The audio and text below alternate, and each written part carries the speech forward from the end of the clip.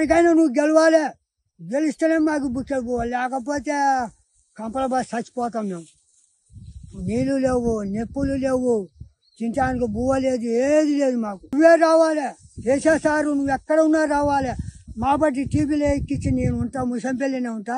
నా పేరు చదువు, నా పేరు ఇగో మల్లయ్య, గణ్యమైన మల్లయ్య. ముసంపల్లి గణ్యమైన మల్లయ్యకి తన్నడని నువ్వు ప్రతి ఒక్కదానికి పేరు అలా చేయాలి. నువ్వు వచ్చినాకనే పచ్చడి బువ్వ తిన్నాం, బోకుండా కాడిపోతే సంతోషం ఉంది, చలకలకు వచ్చే కుషాలు ఉంది. ఇలా చలకలు మొత్తం మేకలు మేస్తున్నాయి, తోటలు మేకలు మేస్తున్నాయి. కడుపు గుద్దుకుంటున్నా, మందు పోసుకున్నా, సావన అనిపిస్తుంది.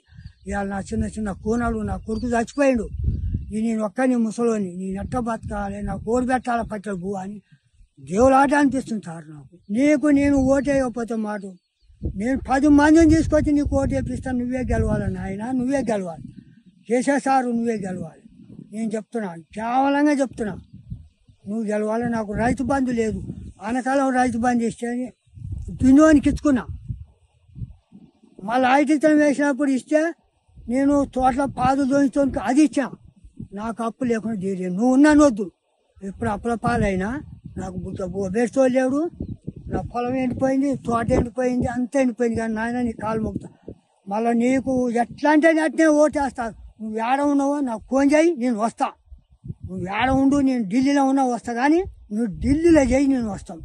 నీకు ఓటే అయిపోతావు మాట.